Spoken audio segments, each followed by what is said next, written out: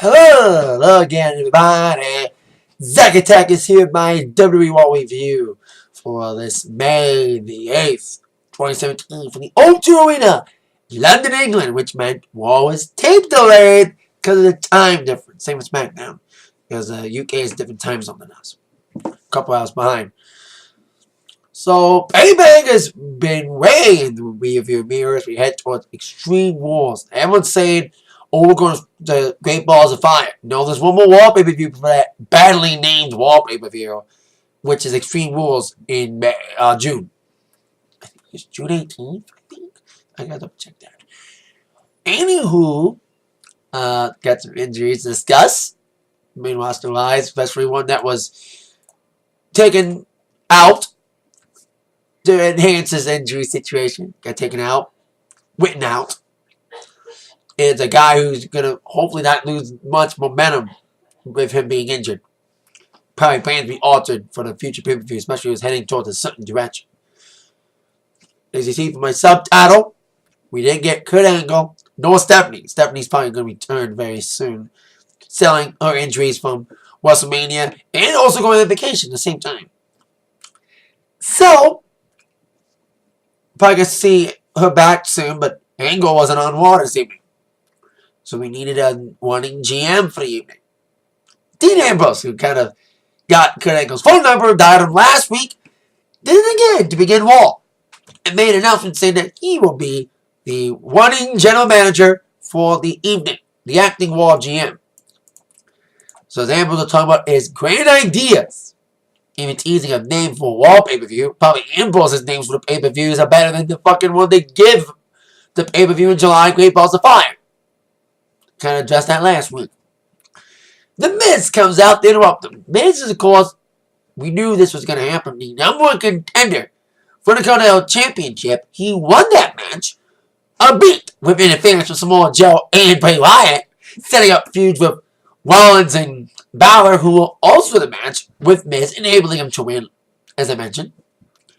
Saying that, hey, Kurt Angle's idea got to Stephanie. We haven't heard her name much, like I said, since her injuries from WrestleMania. That's why I'm saying she might be back soon, especially with Miz saying that he's co-acting Raw GM. So the number one contender and the champion will have to coexist for one night only as running GMs of Raw.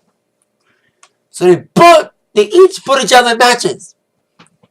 Miz would put Dean Ambrose against Bray Wyatt later on in the main event, but Ambrose is like, Miz, I'll main event, but you're going to be the first match. You get Finn Balor to begin the evening.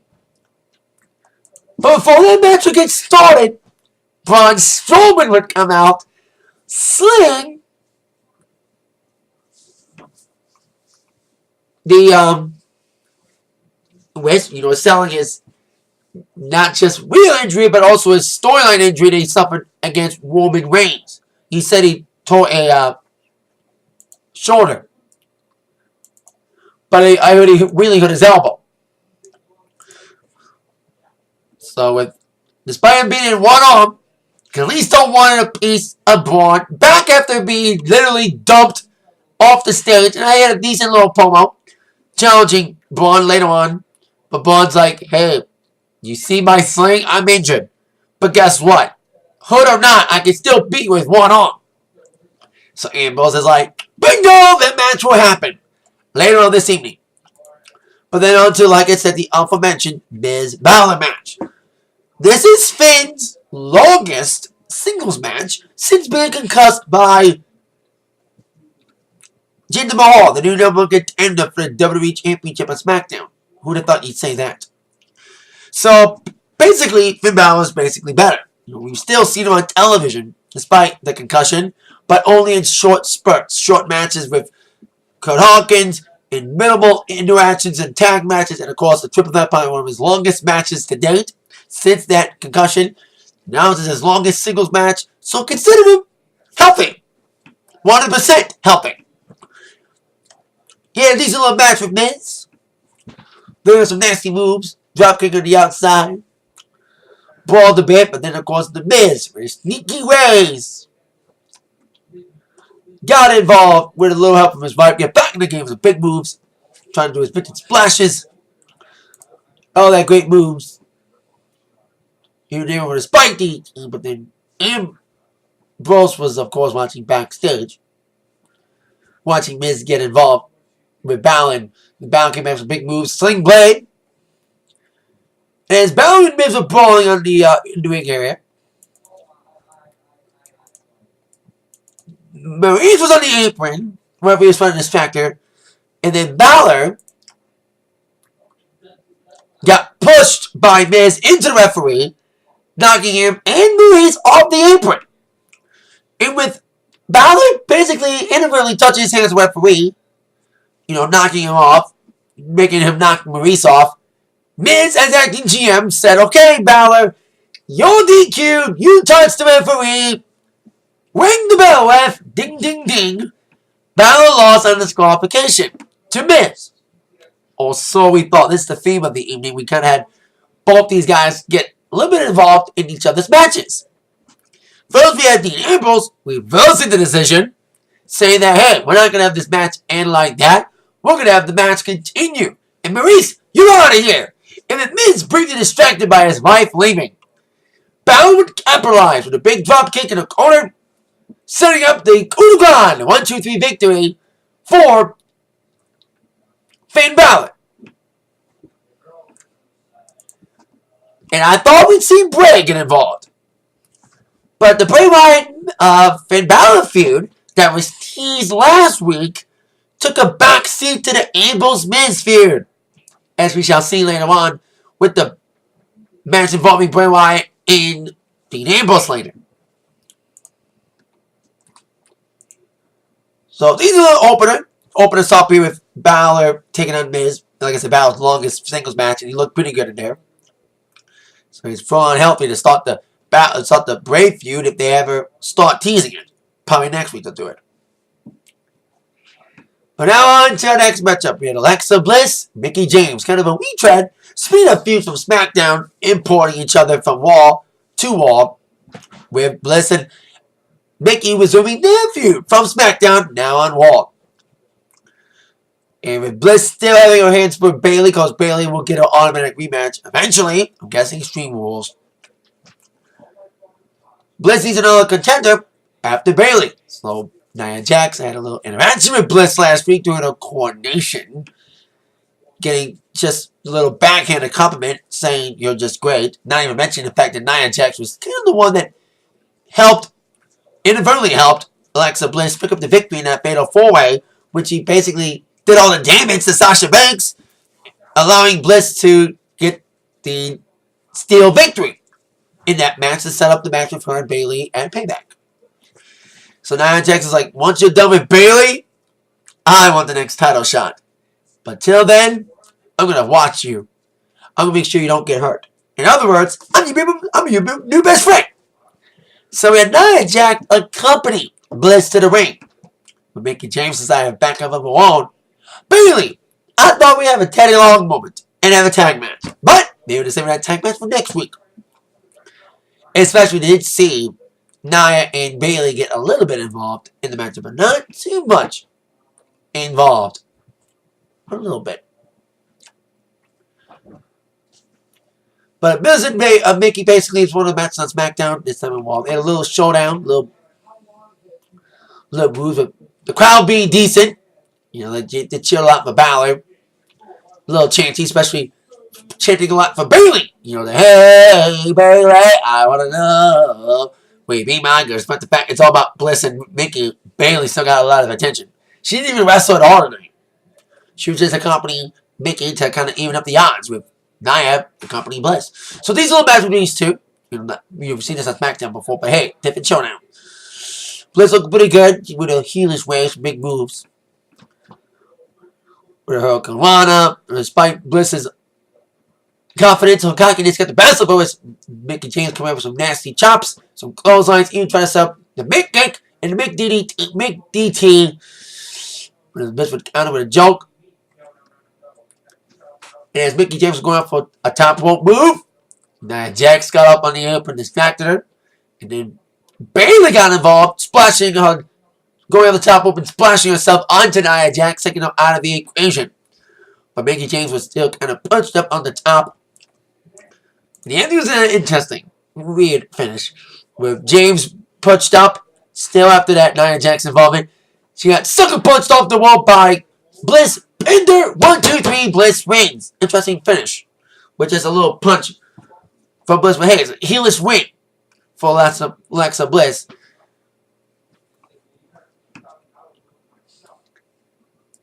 And then, of course, after the Bliss victory, Bayley chased Bliss off to the back. Want to get her hands on her before their scheduled rematch. That left a already prone Mickie James all alone to get further damage done by Nia Jax, delivering a big elbow onto Mickie James, following a big splash in the corner. I thought she was going to do the knee drop, but hey, she did the elbow instead. So Nia Jax looking dominant despite her minimal involvement in this matchup, looking to get her hands on Alexa Bliss once she's done with Bayley, if she can beat Bayley in a rematch. But no matter what, we'll probably see Nia. Like, Nia's getting a little bit of a push despite her still greenness and, of course, her kind of botching things, especially her match against Charlotte. But she's being pushed as a big giant of the women division. So let's go see how this special goes. Speaking of pushes and being among giants, giant among men, mountain among men, plus being Braun Strowman. He took on Kalisto. Was supposed to take on Kalisto. They had a little brawl there. Despite him being injured, he tried to get out of the match. But the referee rang the bell anyway. And Braun's like, okay, I'm still fighting. Bang! He delivered a big nasty boot onto Kalisto. And Kalisto, I still like his new outfit. I like his new theme. But I hope he gets a little bit of a push out of this punishment from Braun. And Strowman was just picking on Kalisto. Here comes Roman Reigns getting his ass booed out the building in London. Basically attacking Braun in the match. Was it a no contest or was it DQ? Basically, if there was a decision, Braun won by DQ. Because Roman Reigns came out and attacked him with nasty Superman punches, multiple Superman punches, before taking him down and targeting the arm, taking him out of the sling, nailing against the post, and even nailing him with a steel chair. That's how they're going to white out Braun Strowman with his real-life elbow injury that will require a minor procedure out for 4 to 8 weeks. Sadly, injury bugs bit the company yet again on all brands. You got Ember Moon out, causing her to lose out on the opportunity to be in a Fatal 4-Way match. NXT TakeOver Chicago, making it a triple threat with Nikki Cross and Ruby Riott taking on Asuka, which will probably mean that Amber's moment that was supposed to be at Chicago will probably take place in Brooklyn now. She'll probably beat Asuka in Brooklyn. That's my prediction now. Because I don't think anyone but Amber deserves to win, especially after getting screwed out of the title at Orlando. Adding more intrigue. She got screwed over the title, and she got hurt because of Asuka with that nasty bump she took during the battle when Asuka interrupted it, causing this triple threat to happen. Amber got injured again. Can you ever get a fucking break or what? It is about the time she got injured last year. Damn it. She's more injury prone than Sasha. And that's saying something, people. So now Braun's injured. Now, hopefully when he comes back, his momentum will not be sublifted. Because we saw what happened with this big giant of a guy who had so much momentum, big push, and he got hurt at the wrong time. And by the time he came back, he got booed out of the building ever since, losing all that momentum. Now it's Roman Reigns. Because Roman Reigns was getting pushed a little bit. Crowd liked him around mid-2015 until he got a herniated disc in his back. Hernia in his back. He was out for a little bit. He came back. Never the same after that. Crowd reaction switched. And it's been that way since. So hopefully it doesn't happen to Strowman with momentum sublifted, and hopefully he won't get booed out the building like Reigns does. Because he had a big thing going, regaining a lot of momentum that he lost before WrestleMania. And probably heading towards a match with Lesnar. But now with him probably out, there's 4 to 8 weeks, so there's still a possibility for him being involved in Wing of Big Balls of Fire. Great Balls of Fire. But If he's not able to go, who will face Lesnar at the pay-per-view if it ain't Braun Strowman? Hopefully not Reigns. I would say Balor, but still coming for his concussion. But I don't want to get too hurt against Lesnar. You saw what happened last year with Randy Orton. So, there you go. Roman takes out Strowman. I thought we were going to get a payoff match at Extreme Rules. I thought that after last week, because we didn't see either of them on TV last week. But with Strowman out with a rear injury, the payoff match may have to wait. Because I thought we were going to get a stip match in Extreme Rules, but we may not get it with Braun Hunt. So on with our next matchup, a match that was made last week, the Tag Team Turmoil match. We would start, of course, this it's like a gauntlet match. That's what it is. We would start with Sheamus and Cesaro, the newly heel team, taking on Enzo and Cass. Despite Enzo and Cass's best efforts to get the victories from double teaming, of course, trying to go for the Bella Boom Shakalaka, Enzo got caught in, got isolated before we put in the sharpshooter by Cesaro.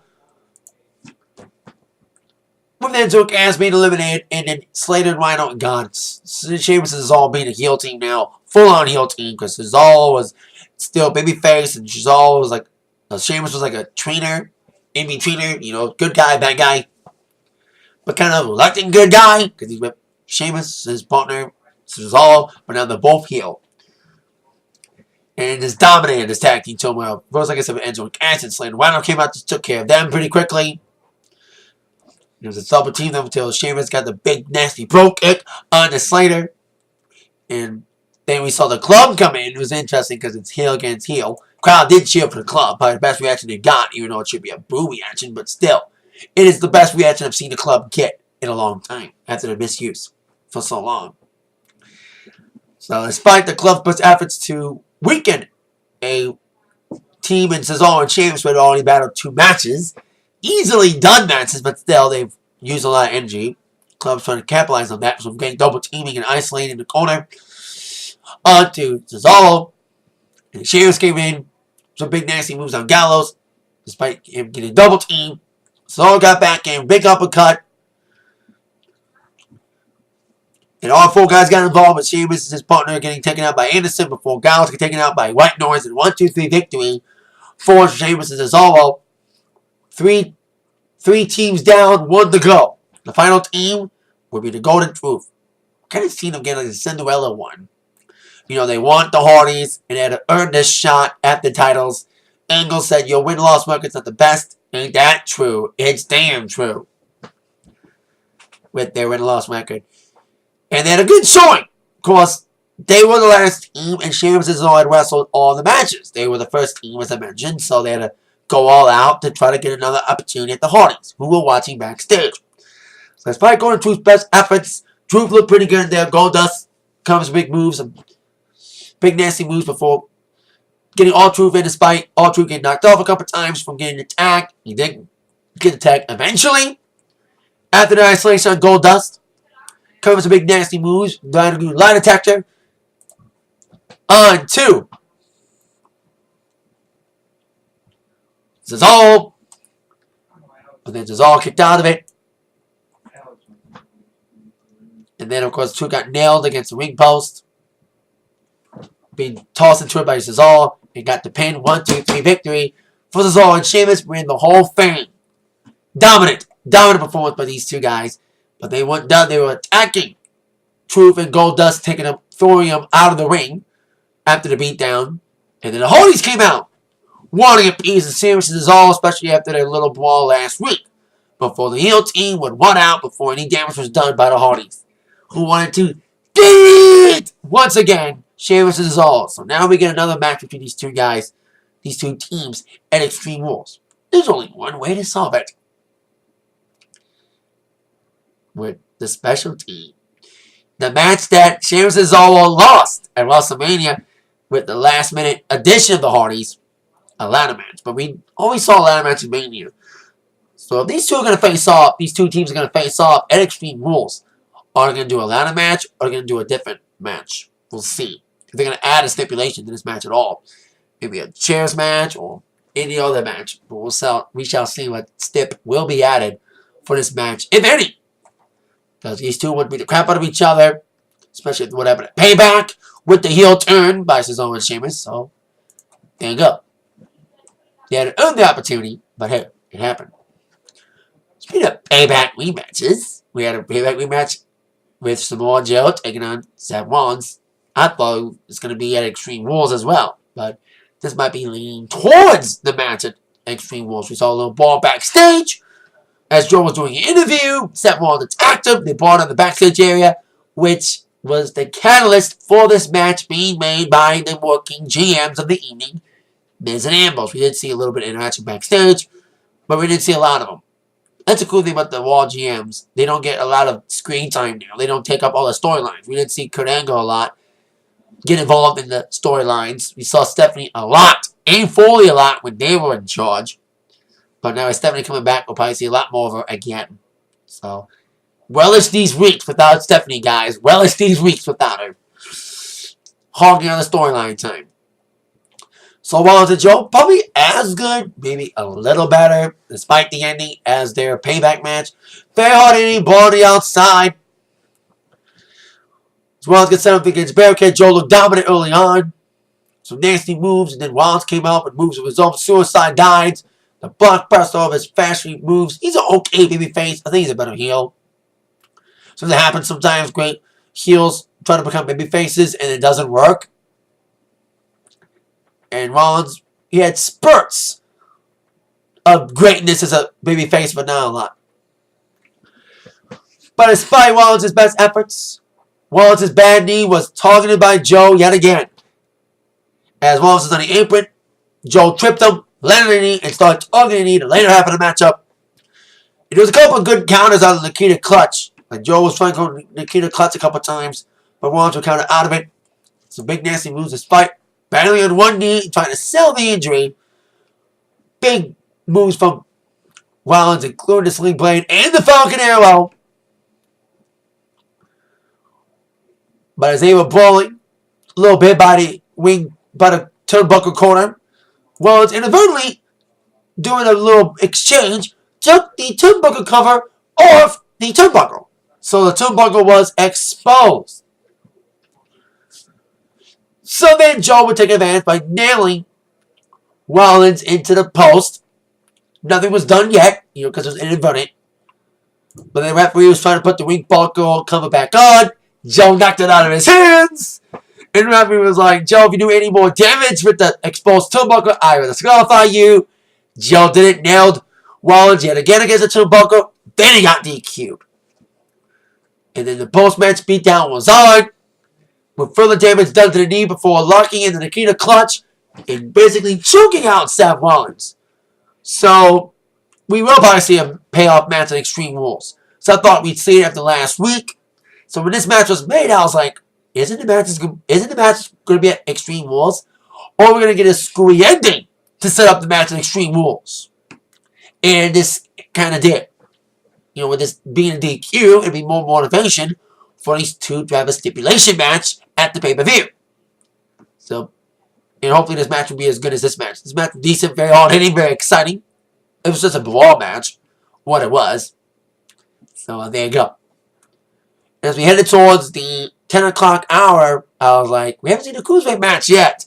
Well, we did see a cruiserweight match, as TJP would take on Jack Gallagher with Neville at ringside commentating, promising TJP a title match if he would take care of Jack Gallagher, because TJP took care of Austin Aries last week, taking him out with the knee ball post-match attack. So, try to feed off that momentum against Jack Gallagher tonight. And Gallagher looked pretty good, especially in his home country of England, getting big cheers, probably the best reaction he's ever gotten. So Neville ringside, TJP gets the big moves after they begin with both doing each other's moves, like their poses. Gallagher did the dab, and TJP did the beast thing. So that was kind of cool, little exchange before TJP comes with big moves.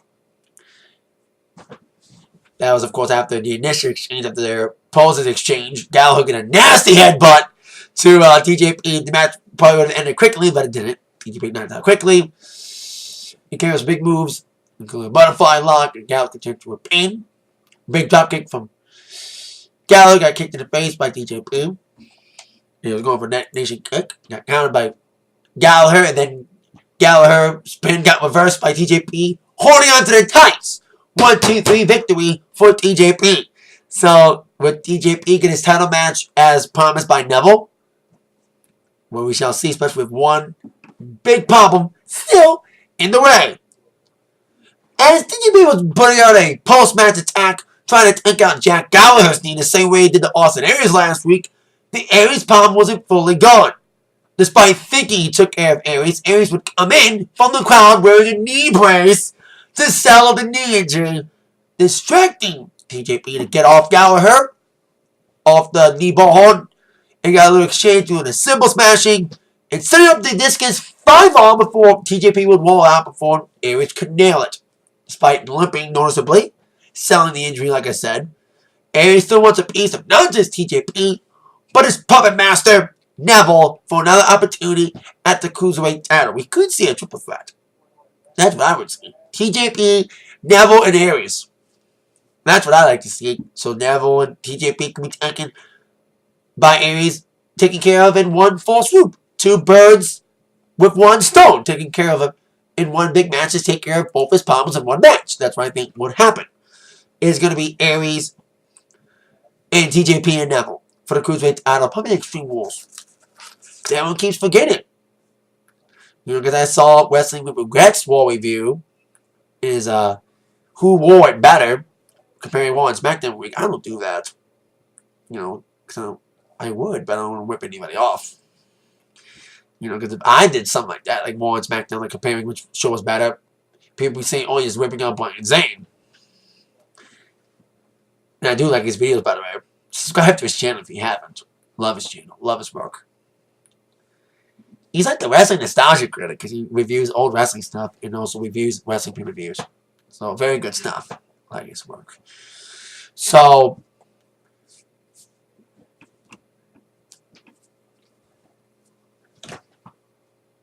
there you go. Like everyone, like he said they're heading towards Great Balls of Fire. No, we got Extreme Rules first. So we're probably going to see that triple threat at Extreme Rules with Aries, Neville, and TJP. And I like this making it TJP, shortening it. Now on to our main event. Dean Ambrose against Bray Wyatt. A retread of a feud that happened a couple years ago. So Miz and Maurice were both at ringside commentating. Well, Miz was doing the commentating because he had a headset on, Maurice didn't. So these two had an okay little matchup. They had a ball on the outside early, especially after Ambrose would go suicide diving onto Wyatt on the outside. But by the early onslaught from Ambrose, Wyatt would start to beat down on the Ambrose with some suplexes, and big holds, and splashes and kicks. Even at one point going for a suplex off the top. But then Ambrose would knock him off.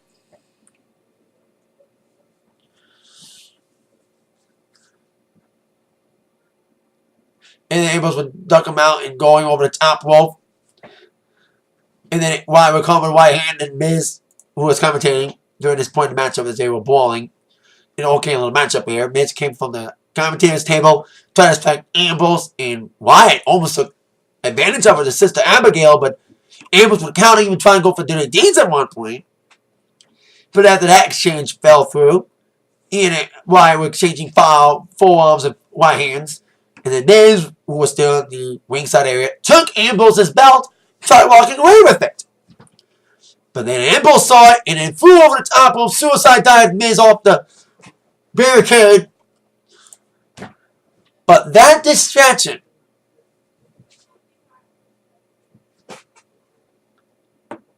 was enough as referee was distracted with Wyatt. Miz got back up from the splash from Ambrose, nailed Ambrose with the IC title belt, enabling Bray Wyatt to toss it back in with Sister Abigail the victory for Bray Wyatt.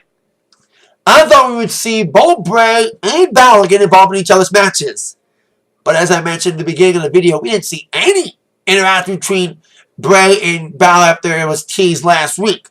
Because their budding rivalry and any teasings of the rivalry and any build for the rivalry took a backseat to the Miz Ambrose rivalry with each other screwing the other out of matches. Like I said, Ambrose screwed Miz out of his match against Balor after Miz tried to go for a DQ win after Balor nailed the referee against Maurice.